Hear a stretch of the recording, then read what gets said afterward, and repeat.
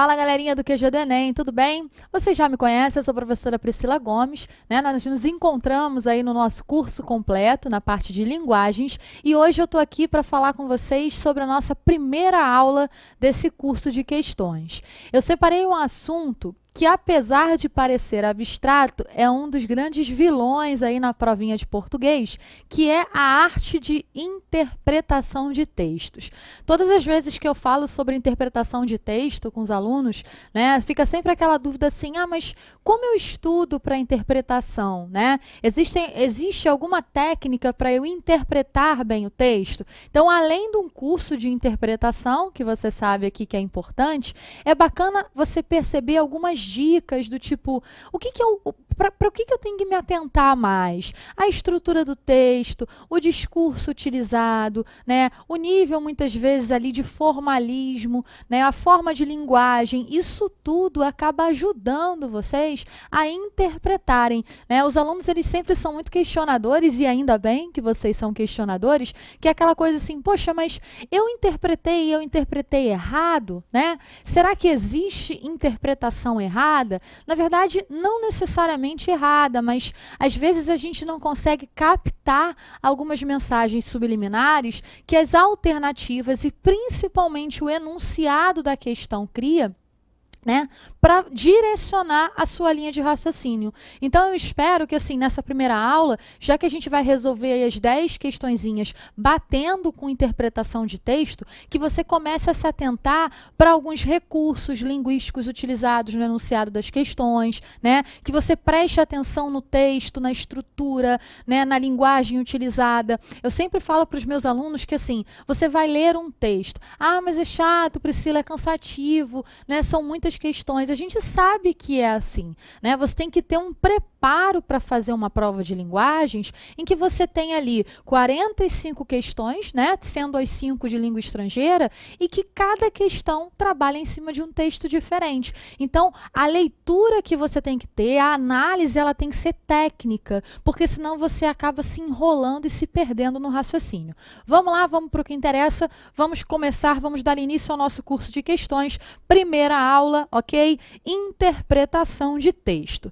Eu separei, tá? A primeira questãozinha, eu usei todas as questões do Enem, tá? Nessa primeira aula aqui, para a gente entender e trabalhar um pouquinho melhor o formato aqui para a sua prova de linguagens. Então, essa questão 1, ela partia de um texto cujo título é Uso de suplementos alimentares por adolescentes. E o texto começa assim: evidências médicas sugerem que a suplementação pode ser benéfica para um pequeno grupo de pessoas, aí incluídos atletas competitivos cuja dieta não seja balanceada. Tem-se observado que adolescentes envolvidos em atividade física ou atlética estão usando cada vez mais tais suplementos. A prevalência desse uso varia entre os tipos de esportes, aspectos culturais, faixas etárias, mais comum em adolescentes, e sexo, maior prevalência em homens. Poucos estudos se referem à frequência, tipo e quantidade de suplementos usados, mas parece ser comum que as doses recomendadas sejam excedidas. Não ignora o que ele está falando, não. Tá? A mídia é um dos importantes estímulos ao uso de suplementos alimentares, ao vincular, por exemplo, o mito do corpo ideal. Em 2001, a indústria de suplementos alimentares investiu globalmente, né, 46 bilhões de dólares ali em propaganda, como meio de persuadir potenciais consumidores a adquirir seus produtos. Na adolescência, período de autoafirmação, muitos deles não medem esforços para atingir tal objetivo. Gente, olha para cá rapidinho, tá? Antes da gente ir para as alternativas. Primeiro ponto importante, a linguagem desse texto, ela é informativa, né? E ela trabalha em cima ali de um dado que é o uso de suplementos e o problema que isso pode gerar ou ser gerado ali, né, através dos adolescentes. Se você prestasse atenção, ao longo do discurso do texto, ele vai dando alguns indícios sobre o problema abordado. Volta lá para o texto, olha aqui, ó. Uso de suplementos por adolescentes, né? Aí ele começa a mostrar que a suplementação, ela pode ser benéfica, ok? Só que quando você tem ali o uso, né, por adolescentes envolvidos, ok? Esse uso ele vem aumentando. E aí ele diz que vai variar de acordo com o esporte, faixa etária, etária, sexo, e que poucos estudos se referem à frequência, ok? Mas parece ser comum que as doses recomendadas sejam excedidas. Olha o problema aqui, tá? Aí ele diz que a mídia, né, é importante porque estimula a venda pelo mito do corpo ideal. Você aí que fica tomando suplemento, né, tem a responsabilidade, beleza, sobre os seus atos. E aí ele diz que em 2001 essa indústria investiu bastante grana, persuadindo ali esses potenciais consumidores a adquirirem os seus produtos. E a adolescência, que é exatamente essa fase de autoafirmação, né, em torno do mito do corpo ideal, tá? Muitas vezes é nesse período em que os suplementos acabam sendo ali cada vez mais utilizados. Até então, não haveria problema nenhum sobre, né, a questão do suplemento. Só que ele deixa claro que o uso entre os adolescentes em excesso pode gerar alguns tipos, né, de transtornos. Vamos lá. Sobre a associação entre a prática de atividades físicas e o uso de suplementos alimentares, o texto informa, visto que ele tem caráter ali referencial, ou seja, né, ele busca passar informações, que a ingestão desses suplementos. Então vamos lá, vamos com calma.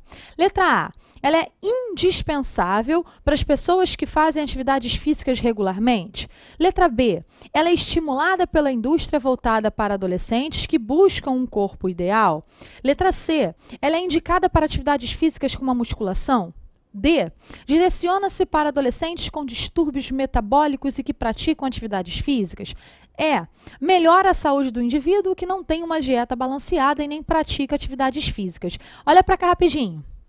Qual é o foco do texto? Quando você lê o texto, você tem que prestar atenção no direcionamento que o cara dá em relação ao tema, né? E no texto fica muito clara a posição ali em relação ao uso de suplementos por adolescentes, que quando não orientados acabam tendo um certo excesso nesse uso, beleza? Em busca de um corpo perfeito.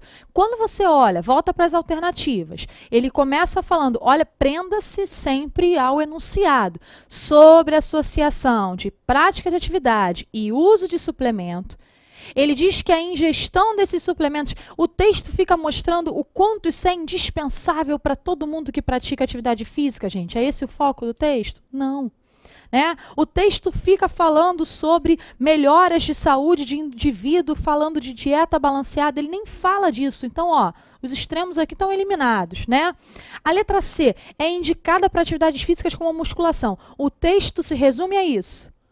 É dizer que quem faz musculação tem que usar suplemento? Não, o texto não fala isso. O foco do texto é fazer a associação sobre a ingestão desses suplementos para o público adolescente.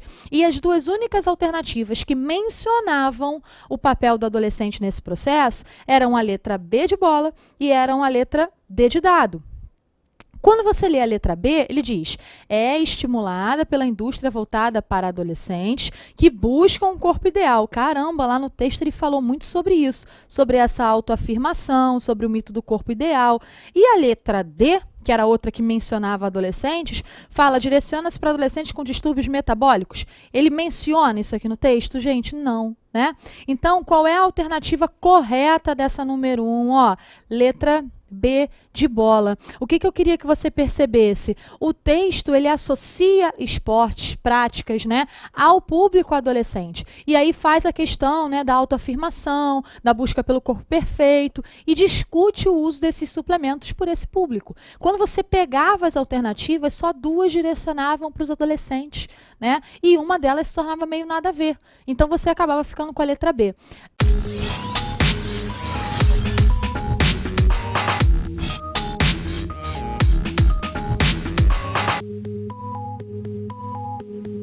Olá, gente, tudo bem? Muito bom estar aqui com você nesse nosso módulo de exercício, um módulo que só vai te trazer sagacidade para tu poder aproveitar o máximo de tempo na prova do Enem. Vamos lá, quanto tempo tu tem para fazer a prova do Enem? Tu sabe? No segundo dia, são 5 horas e meia. E tu vai fazer 45 questões de português, 45 questões de matemática, uma redação e ainda marcar o cartão, que dá trabalho. Então, qual é o tempo que você acha necessário para fazer cada questão no Enem? 3 minutos? Tu acha que são 3 minutos? Então acompanha essa conta aqui comigo, quer ver? Adriano, solta aí. Seu tempo na prova é o seguinte, você tem 5 horas e meia, certo? Bom, 1 hora e 60 minutos, então você vai ter o seguinte, deixa eu voltar aqui, me adaptando à tecnologia, 5 vezes 60, a gente vai ter 300, mais 30, 330 minutos. Isso é o que eu vou ter para fazer tudo que eu lhe falei. Então veja, se você acha que são 300 minutos, 330 minutos o suficiente, veja, 3 minutos para cada questão. Então 3 vezes 90. 3 vezes 90, 270. Em quanto tempo tu acha que tu faz uma redação? 1 hora? Então 1 hora e 60 minutos. Isso aqui, gente, já dá 330, ou seja, tu não marca o cartão. Então vamos tomar um pouquinho de cuidado. Volta para mim, Adriano. Olha só, importantíssimo, tu não tem 3 minutos para fazer a prova. Cada questão. Vai ser complicado? Vai. Leitura, a gente vai trabalhar aqui uma leitura um pouco mais dinâmica, uma forma mais interessante de ler a questão. Aritmética, que é o nosso tema de hoje, é um tema que cai muito no Enem. Então a gente vai começar a pegar aqui algumas sagacidadezinhas de conta. Olha só, vamos ver se tu faz conta assim. Volta para mim, Adriano. Quanto que seria 12 vezes 3? Aí tu fala, João, mole. 36. Isso, fecha contigo. Agora fala para mim, quanto que seria 12 vezes 13? Aí babou, né? Aí tu vai fazer o quê? Você certamente faria isso daqui, ó, 12 vezes 13, certo? Vê se tem necessidade, olha só que lindo, ó. 12 vezes 3 eu faço assim, 12 vezes 10 mais 3. Olha que lindo, 12 vezes 10, 120. 12 vezes 3, 36. Conclusão, 156. Fica um pouco mais fácil de fazer a conta. João, valeu. Imagina então se fosse 125 vezes 15. Gente, aqui eu te dei maior moral, mano. Porque olha só, vezes 15 é mole. Na verdade, multiplicar por qualquer número que termine com 5 fica fácil. Veja, vê se tu concorda. Ó. 125 que multiplica 10 mais 5. Gente, 125 vezes 10, 1.250. E 125 vezes 5, tu vai fazer? Óbvio que não. Porque quando tu multiplica por 5, veja bem, 5 é a metade de 10. Automaticamente, eu vou pegar 1.250 e vou dividir por 2. Então, 625. E aí tu soma. 5 com nada, 5. 5 com 2, 7. 12 com 6, 18. Tranquilaço? Então, procura ter essa sagacidade. Agora, olha para mim. Se eu lhe perguntar o seguinte, raiz quadrada, tu acha mole raiz quadrada? Acha, né? Por exemplo, raiz quadrada de 144. 12. Fecha. Também. E raiz quadrada de 729? Volta para o conhecimento aqui rapidinho. Raiz quadrada de 729.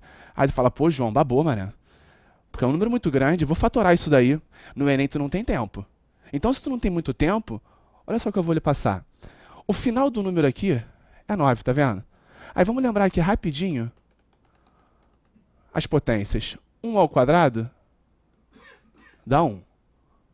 2 ao quadrado, 4. 3 ao quadrado, 9. 4 ao quadrado, 16. 5 ao quadrado, 25. 6 ao quadrado, 36. 7 ao quadrado, 49. 8 ao quadrado, 81. Oh, perdão, olha que burrice. Volta aí para mim, por favor. Vamos apagar esse negócio. Já estava com o próximo na mente. 8 ao quadrado, 64. 9 ao quadrado, 81. E 10 ao quadrado, 100. Quero que você veja o seguinte, ó. Olha a raiz que eu te perguntei aqui. O finalzinho dela é 9. Gente, para dar 9 no final, qual deverá ser o último algarismo da potência? Veja, 3 ao quadrado gera 9. 7 ao quadrado gera final 9 também. Aí tu vai ficar na dúvida, pô, João, tranquilo. O que eu posso pensar aqui para facilitar a minha vida é o seguinte, ó. A raiz de 729 é um valor de fato menor do que a raiz de 900 e maior do que a raiz de 400. Pô, por que eu pensei nisso? Raiz de 400, 20. Então 20 é menor do que a raiz de 729, que é menor do que a raiz de 30. Tu fecha? Aí tu fica na dúvida. Pelo que eu lhe falei, eu vou lhe dar uma dica. É um número inteiro. Se é um número inteiro, tu fica com a possibilidade de ser ou 23 ou 27. Aí, olha o macete ninja que eu vou te ensinar. Quanto que é 5 ao quadrado? Aí tu malandro, 25. Quanto que é 15 ao quadrado? 225. Quanto que é 25 ao quadrado? 625. Quanto que é 35 ao quadrado? Aí tu para, que agora tu não sabe. Mas aí se você for malandro, olha só. 35 ao quadrado é 25. Se ligou? Ó, tudo termina com 25. Gente, olha que ninja isso daqui. Vou mudar de cor. Azul. Separa aqui a unidade da dezena. Aqui é 1. 5 ao quadrado, 25. Tu escreve. Quem vem depois do 1? Não é o 2? Aí faz 2 vezes 1. 2 vezes 1, 2. Separa. 5 ao quadrado, 25. Depois do 2, 3. 3 vezes 2, 6. Ninja, né? Separa. 5 ao quadrado, 25. Depois do 3, 4. 4 vezes 3, 12. Muito brabo isso. Agora faz aí 75 ao quadrado. Separa. 5 ao quadrado, 25. Depois do 7, 8. 8 vezes 7? Ninguém sabe, né? 56, 8 vezes 7, Maria. Então, olha o macete porque que ele é ninja. Vai lá no 25. Como tu sabe que está entre 20 e 30? Vamos apagar isso daqui. Como está entre 20 e 30, eu vou pensar no termo médio, que no caso seria o 25. E aí quando eu faço 25 ao quadrado, 625. Gente, 625 é maior ou menor do que 729? Menor, tu fecha. Então, automaticamente, a raiz desse cara só pode ser 27. Se ligou na facilidade? Então, vamos lá.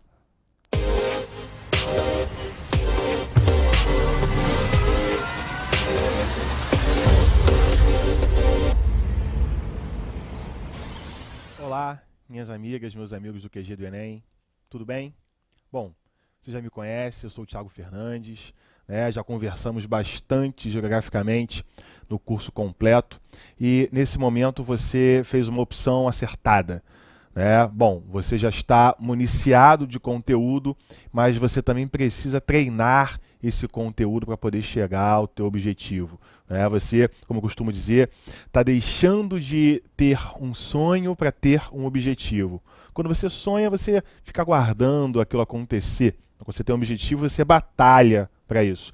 E quando você está comprando e assistindo esse curso de questões, você está treinando de todas as maneiras possíveis que os assuntos podem ser cobrados no Enem. E aí, com certeza, você está facilitando o teu caminho, o teu objetivo, que é chegar na universidade, né? Então, antes de começar essa aula, eu tenho que te dar os parabéns por isso, ok? Bom, a nossa aula de hoje, as questões que nós vamos resolver hoje, são questões ligadas ao assunto cartografia. Ok? Um assunto bastante cobrado, que no conteúdo do Enem está separado, né? Tem uma atenção diferenciada, sobre principalmente destacando a interpretação de mapas e a aplicação de novas tecnologias sobre a cartografia, sobre a produção de mapas, né? Então a gente tem que treinar com esse foco. Beleza? Vamos pegar algumas questões inéditas, algumas questões transformadas, modificadas de outros vestibulares, para que a gente possa cobrar com o foco, tá? Sempre pensando no foco do Enem. Beleza? Tudo bem? Vamos lá fazer a nossa primeira questão. Bom, essa questão fala o seguinte, ó. Observe o mapa a seguir, tá? Bom, por hipótese, suponha que os destroços de um avião tenham sido encontrados nas seguintes coordenadas geográficas: 60 graus de latitude norte e 20 graus de latitude oeste. Volta para mim aqui, rapidinho. Opa! Então ele está trabalhando com a gente a ideia de coordenadas geográficas, beleza? Bom, vamos lembrar rapidinho o seguinte: coordenadas, gente, é um conjunto de linhas imaginárias, beleza? Em que nós temos dois referenciais: o Equador e o meridiano de Greenwich, beleza? Bom, a partir do Equador nós achamos a latitude, tá? Latitude, distância de um ponto qualquer na Terra até a linha do Equador medida em graus. Se a gente estiver pensando no plano, já falando de um ângulo do globo, aí vai ser o ângulo, tá? Como referencial o Equador, até chegar àquele determinado ponto. Fechou? Tudo bem? Bom, essa latitude ela é marcada pelos paralelos. Okay? O maior deles é o Equador, depois os trópicos, né, dentre aqueles que são marcados normalmente no mapa, depois os círculos polares. Beleza? Tudo bem? Bom, você está lembrando também da nossa aula do curso completo? Você deve se lembrar que eu comentei com você, e você deve ter estudado isso também algumas vezes, de que a cartografia é uma ciência amplamente utilizada na geopolítica. Lembra disso? E aqui na latitude e longitude você também tem uma demonstração disso. Não se esqueça que a latitude norte, toda vez que você for colocar latitude ou longitude, tem sempre que dizer em qual hemisfério você está. Norte, sul, leste, oeste. Beleza? Tá? Bom, e aí, se você não quiser botar entre aspas o norte ou o sul, você pode colocar norte mais, sul menos. Beleza? Ou seja, quem está no norte é positivo, quem está no sul é negativo. A longitude é a mesma coisa, a longitude leste do meridiano de Greenwich, positiva. Oeste, negativa. Ou seja, Europa mais, auge da positividade, né? E nós aqui, menos. Ou seja, aos olhos da geopolítica somos... Enfim, deixa pra lá. Eu gosto de pensar o contrário, né? Nós somos brasileiros, não desistimos nunca e matematicamente menos com menos é mais, né? Então até na diversidade a gente chega lá. Mas observe o uso geopolítico aí. Ok? Beleza? Show de bola. Senhores, outra coisa. Voltando aqui agora para a longitude. Distância, tá, até o meridiano de Greenwich, 0 a 180. Latitude 0 a 90, tá? Longitude 0 a 180. Beleza? Tudo bem? Gosto de lembrar você que, como destaquei que a latitude é marcada pelos paralelos, e esses paralelos ajudam a gente a estudar as zonas climáticas, beleza?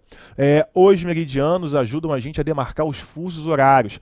Vamos fazer algumas questõezinhas, né? Na verdade, as últimas questões dessa nossa aula vão ser de fusos, ok? E a gente vai relembrar um pouquinho mais disso. Bom, deu para lembrar mais ou menos o que é a latitude, o que é a longitude, né? A gente vai aprofundando ainda, mas de maneira geral, né, essa é a nossa introdução sobre o tema. Beleza?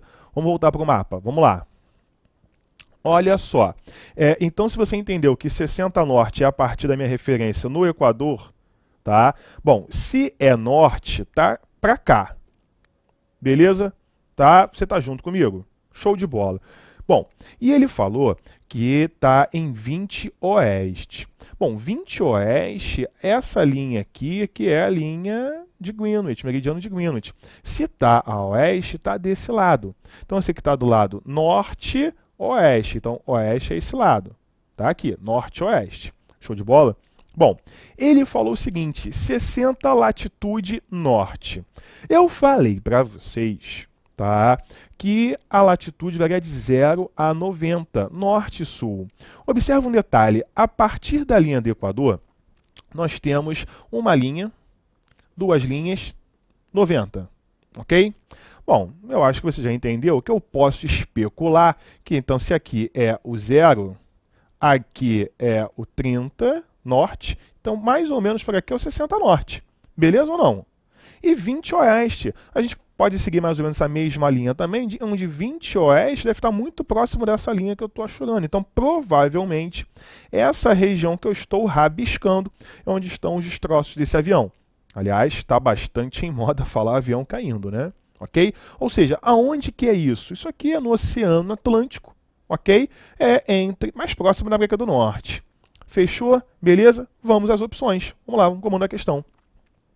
Com relação às indicações do local onde os destroços do avião foram encontrados, é correto afirmar que o lugar está localizado. Letra A, na parte oriental da Europa. Bom, olha para mim, rapidinho. Já vi aqui que ele está colocando para a gente oriental, meridional. Vamos lembrar rapidinho? Olha só, o norte ele também pode ser chamado de setentrional ou boreal. Fechado? O sul é o meridional ou o austral, a Austrália, lembra? No sul, fechou? O oeste é o ocidental e o leste é o oriental. Tá? Até lembra que é o oriente, né? Entre aspas, onde o sol nasce. Fechado? Beleza? Tranquilo? Então vamos voltar para a questão. Olha só. da parte oriental da Europa e ao sul do Trópico de Câncer. Gente, olha só, ele está a 60 norte. O Trópico de Câncer está a 23, né, abaixo de 30, então ele está completamente errado. Parte oriental da Europa, quem sabe, mas aqui não. Né? E, senhores, olha para mim rapidinho. A gente podia cortar também essa parte, né? Porque se está a 20 de longitude oeste, se eu te falei que está no Atlântico, não está na parte oriental da Europa, pode estar a oriente ou ao ocidente. Nunca oriente, é o ocidente da Europa, está a ocidente, está a oeste. Pô, então a letra A está totalmente errada, cuidado, isso é armadilha, ele pode pegar você. Então a letra A está completamente equivocada, beleza? Volta aí para a questão, vamos lá. A B, na costa ocidental da América do Norte, beleza, tá bonita, né? E ao sul do Círculo Polar Ártico. Gente, tá perfeita essa, né? Na costa ocidental, na costa ocidental ou oriental? Ih, de novo! De novo! Olha para mim, olha para mim. Não caia nessa, por favor, não se esqueça que o ocidente é o oeste. A costa ocidental, joga no mapa, joga no mapa, joga no mapa. A costa ocidental da América do Norte é essa aqui. Essa aqui é a costa oriental. Bom, então também não pode ser. Beleza? Bom, C. Tá vendo que eu tô te levando na armadilha. Vamos lá. C. Na parte meridional da América do Sul, olha, não vou nem continuar lendo, porque ele falou que está na latitude norte, a América do Sul é sul, né? Ainda mais na parte meridional, que é o extremo sul, então a letra C não tem como ser. Beleza? Letra D. Na costa oriental da América do Norte, beleza, eu já mostrei isso para vocês. E a oeste, no meridiano de Greenwich, óbvio, né? Ele falou de 20 graus oeste. Então a resposta vai ser a nossa letra D de dado. Ok, beleza. No Oceano Pacífico não está mesmo. Nós já falamos que está no Oceano Atlântico. Então a resposta da nossa primeira questão é a letra D. Ok?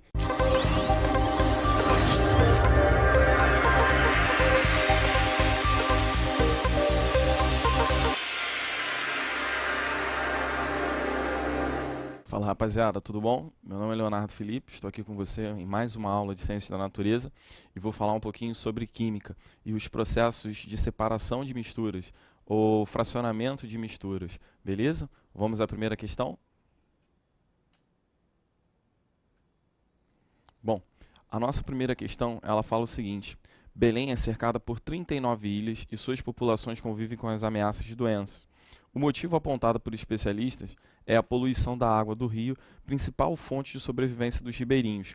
A diarreia é frequente nas crianças e ocorre como consequência da falta de saneamento básico, já que a população não tem acesso à água de boa qualidade. Como não há água potável, a alternativa é consumir a do rio. O procedimento adequado para tratar a água dos rios, a fim de atenuar os problemas de saúde causados por micro-organismos a essas populações ribeirinhas Bom, rapaziada, fracionamento de misturas, processo de separações de misturas, é muito importante. Ele vem caindo em quase todas as edições do Enem. Então é bom que você saiba caso a caso e saiba a diferença de um para o outro, né? O que um tem de diferente, qual é o mais importante, qual que tem caído todo ano. Bom, essa primeira questão, ela está falando sobre a água. E a água, ela passa por um tratamento. Existem duas diferenças entre uma água límpida e uma água potável. A água límpida é uma que você pega de um rio e você acha que está tudo ok com ela e você bebe. A água potável é aquela que passa por processos de tratamento. E aí tem correção de pH, você tem que desinfectar essa água, entre outros fatores que a gente vai comentar aqui. E aí ele fala assim, que um rapaz lá numa ilha, né, em Belém do Pará, ele pegou a água e, a fim de atenuar o problema com micro-organismos, ele fala bem, né, frisa os micro-organismos, ele vai ter que fazer um desses processos. E qual é o processo para você matar micro-organismos? Bom, quando você tem a água, você tem algumas etapazinhas. A primeira etapa é, peguei a água, você adiciona o sulfato de alumínio, que é uma substância que vai, na realidade, se transformar reagindo com a água em hidróxido de alumínio e vai coagular substâncias. Então, a primeira etapa é uma coagulação. Ele retém impurezas, o hidróxido de alumínio. Depois, essas impurezas, devido a você formar uma espécie iônica, elas vão aderir uma com a outra. Como aderem, elas aumentam a densidade e aí tendem a decantar ou sedimentar. Então, as primeiras etapas são coagulação. Você adiciona sulfato de alumínio que coagula e aí você tem a retenção de impurezas sólidas, depois elas decantam. Depois desse processo de decantação, que todas as impurezas estão no fundo, você tende a filtrar. O que é isso, né? A gente acha que é o filtro da nossa casa. Não, na realidade, ou você vai ter um cascalho, ou você vai ter uma grande quantidade de areia que vai reter essas impurezas. Depois que a água é retirada dessas impurezas, aí acontecem algumas etapas químicas. A primeira delas é a desinfecção. O que a desinfecção faz? Bom, a desinfecção você vai adicionar, na realidade, cloro. E esse cloro, na realidade, vai reagir com a água. E você vai ter uma produção de ácidos, ácido clorídrico e ácido hipocloroso. Bom, o ácido hipocloroso ele vai gerar para a gente o hipoclorito. E o hipoclorito ele tende a desinfectar, matar micro-organismos e bactérias. Você pode substituir o cloro por ozônio. Então você poderia usar, por exemplo, o ozônio. Agora, importante, quando você usa o cloro, isso é chamado de cloração. Quando você usa o ozônio, é só tratado como uma desinfecção. Beleza? Os dois, tanto o cloro quanto o ozônio, eles são utilizados para matar micro-organismos ou bactérias. Fecharam até aqui? Tudo bem? Bom, a próxima etapa depois dessa. A próxima etapa é você corrigir o pH. Como você produz substâncias ácidas, você tem que corrigir esse pH para esse pH chegar próximo do 7. Uma água potável ela tem que ter um pH próximo de 7. E aí você vai adicionar substâncias com caráter básico para corrigir esse pH. Uma das últimas etapas que você tem é a fluoretação. O que é a fluoretação? Bom, a cloração é a adição de cloro. A fluoretação vai ser a adição de flúor. E aí o que o flúor faz? Muito cuidado. O flúor ele não é adicionado para matar micro-organismos. É uma determinação da OMS, Organização Mundial da Saúde, para combater a cárie. Então o flúor, na água que você bebe na sua casa, ela já está com flúor, já está fluoretada para combater a cárie. Bom, então na realidade, voltando para a questão quando ele fala em micro-organismos e para atenuar, né, minimizar os problemas de saúde causados por micro-organismos, ele dá algumas opções. Primeiro, filtração. Você vai filtrar? Não, na realidade a filtração você vai usar sempre quando você tem misturas heterogêneas. Ou melhor, não lembro o que é isso, Léo. Misturas que têm duas fases. Você consegue ver duas coisas. Por exemplo, você tem um sólido, areia e água. Eu uso um filtro, que a areia fica no filtro e passa a água. Cloração. Será que é a cloração? Certamente vai ser a cloração. Por que ele é a cloração? Porque o cloro, né, ele vai produzir, entrando em contato com a água, hipoclorito e vai matar os nossos micro-organismos. Coagulação. Coagulação é a etapa onde, na realidade, você vai ter a retenção das impurezas sólidas. Fluoretação. A gente acabou de falar da diferença de fluoretação com cloração, porque a fluoretação você adiciona flúor para matar micro-organismos. E por último, nós temos a decantação, que é a segunda etapa, quando as impurezas sólidas elas tendem a ir ao fundo devido ao aumento da densidade, elas sedimentam. Então, gabarito letra B. Beleza? O que eu acho válido, né, chamar a atenção aqui de vocês. Quando a gente faz questões de interpretação, né, e eu fiz isso assim, eu falei, bom, eu tenho que separar temas importantes para fazer um curso de questões para eles. Interpretação é fundamental, né, gente? E às vezes o professor, ele precisa orientar o aluno a como interpretar o texto, né? A como interpretar uma questão, a prestar atenção, né, na essência do texto, na estrutura do texto, no conteúdo abordado, abordado, porque isso vai estar diretamente associado ao enunciado, né? Tem professores, inclusive, que falam, às vezes é bacana você dar uma lida, né, na questão antes do texto. Isso se torna completamente opcional a você. Às vezes isso pode ajudar, né, se isso for dinamizar o seu tempo, mas assim, o mais importante é que você, ao ler um texto, né, tente sempre se concentrar ao máximo para captar dele a ideia central, né? Porque a ideia central ela vai sempre te ajudar na resolução das questões, tá bom? Obrigado. Obrigado pela tua presença, obrigado por me ouvir.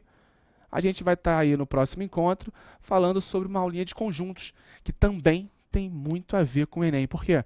Conjunto nada mais é do que interpretação de dados. Então fica aí um gostinho para a próxima aula. Tá legal? Gente, valeu, beijão, sucesso!